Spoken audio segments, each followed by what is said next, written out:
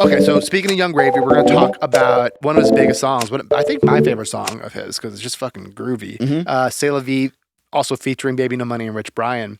You want to know why it's featuring Baby No Money and Rich Brian? Sure. Because we made it the same day as Edamame. No fucking way. Yeah, it's got to be like my most productive day of all time. Dude, I've heard that on this podcast so many times. Where it's like we did 2 or 3 hit songs in the same day. It's like sometimes you're just feeling it. Yeah. I mean, I don't know. I felt like fucking Ed Sheeran that day when he wrote like Shape of You and like 2 other hits that day, you know? So that one was like you started it with them, then you brought it to Young Gravy after? No. So Edamame, Alex and I started by ourselves. Okay. And we went in with Rich Brian to record him and like finish up everything. And Gravy was just in the area and he's like, yo, I'm gonna pull up to the studio. And we're like, okay, cool. And we're like, yo, check this song that we just made. And he's like, yeah, this is fucking sick. He's like, let's start something new. And I was like, I was actually like kind of burnt out. Yeah. And like, I also like wanted to be respectful of like Brian's time too, because he like pulled up as a feature and I was like, I don't know if he's like down to feature on a Gravy track, whatever.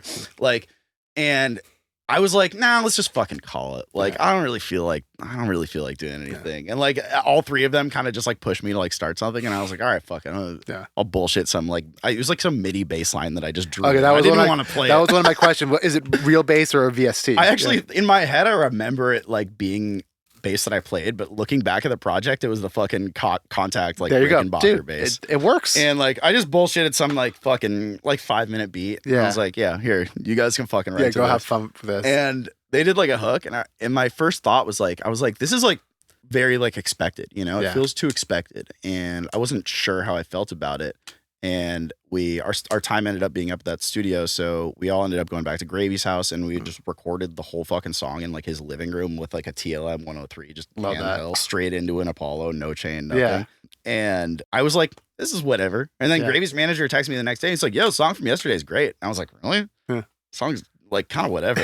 And like I grew on me. It was one of those songs where it's like you always want to do like the unexpected thing and like the hook or whatever, and it's just like that's just what fucking works sometimes. Sometimes you like I listen to that song and I'm just vibing. Yeah. You know what I mean? And like that's all I really care about. I'm not like, holy shit, this was a crazy fucking production movie. Exactly. It's yeah. It's just it's like so simple. Yeah, everything is just like doing its thing. And speaking of the production, one of my favorite parts of the song is that, you know, kind of flangey kind of guitar. Do you remember what kind of like processing you did there? I have an Ableton rack I made called Lo-Fi Mac DeMarco guitar. That's like a rack of like, I think it's like Guitar Rig and a few other things. I don't totally remember, but I think it's one of those. What's like your go-to like kind of flangey phasery kind of thing? Like plugin? Yeah, plugin effect, whatever you're using.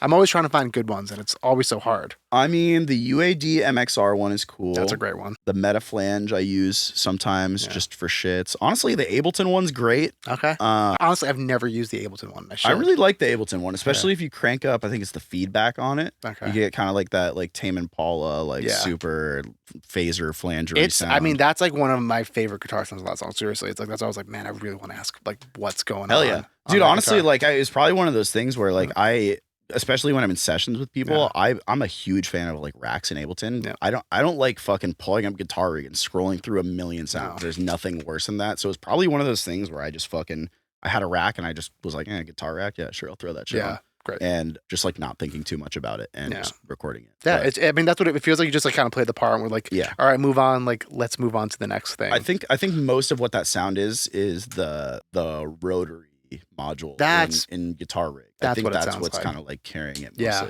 It's a cool sound, man. Yeah. And you know, the other thing that I wanted to ask about that, you know, I always have a hard time balancing when you have different vocalists on a track. What's kind of your philosophy there where you had like 3 guys on there who have like similar but different vocals, but listen to it, I'm like, oh, everything, it feels like they're all just kind of like taking turns on the mic and nothing is really standing out too much. That's funny you say that because I think my philosophy on that is like no one notices or cares, because to me, they sound wildly different. Like Alex recorded his second verse in Vancouver. We recorded Brian and Gravy's first verse in Gravy's living room with completely different treatment. And then the hook was recorded on a Telefunken in like a vocal treated booth at the Ultra Studios in Hollywood. Crazy. So they're all like wildly different recordings. Yeah. And then we had to change some lyrics.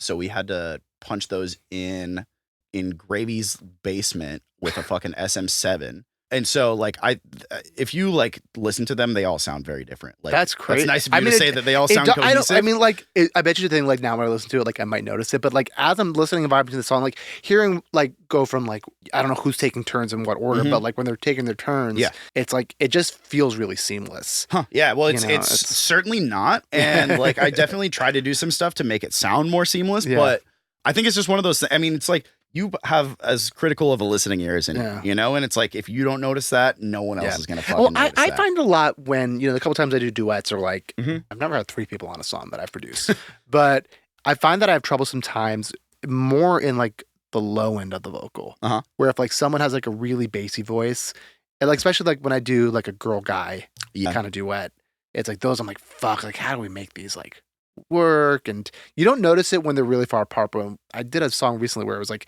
they were kind of going back and forth, and I was like, ah, fuck. Yeah. Hearing this guy's bass and this girl like lack of bass. Totally. Was it like same mic and everything? Different, because he recorded his vocals at his spot by himself, and I did it here. But actually, I think he also, I have a 47 here, and I actually think he also has a 47, but it's just like a different 47. But it's also like people's voices are just different. Yeah, totally. You know? I mean, the room probably makes more of an impact than the mic itself too. I always tell people that like focus on your room sound more than the mic. Like, well, I mean, it's like the room, and also like how close or far you are from the mic is also your first EQ. Yeah, you know, and like not saying one way is wrong or right, but it's what you want. If you want it to be closer or you want it to be farther away, like that's a choice you are actively making. With everything. I want to move on to the next section here, where it's some of your favorite gear plugins, but what's a piece of gear or plugin that you've really been going back to the past like couple months? There's a few. I would say I like the plugins that just make things easy. You just put them on and they work. God Particle's fucking great. I've made my own version of it, and that's in my template now. Yeah, I'm excited to hear more about this plugin eventually when it comes out. Let's see. In terms of, I mean, mic, I love the Manlier FC, especially for the money. Like, I think it's the best mic that you can get for the money for a pop vocal, at least. Yeah, I would say, like, I mean, there's nothing that's really like essential to me for producing. There's like a few things, like Serum, I know like the fucking back of my hand. I can make any sound in Serum. I would say that's probably an essential. Plugins that I reached for the most, Kickstart too, is really I make it so much 4 on the floor stuff. That's crazy. Like, that makes sense. I have it mapped to fucking 4 on my keyboard. So it just opens up.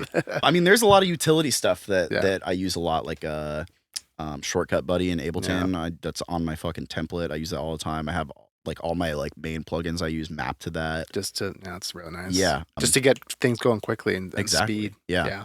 I don't know. That's really it. Like in terms of plugins, like I don't have any like. I love a keep it simple, stupid approach. Yeah, exactly.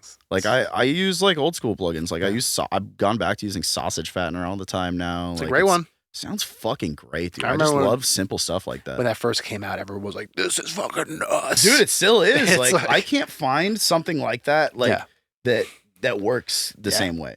Yeah, it's just like I don't know. There's like things where. You know, like even like an 1176, it's like it just works. Yeah, there's a reason why we've been using it for like 50 years. Yeah, it just sounds good. 100%. All that matters at the end of the day. Yeah.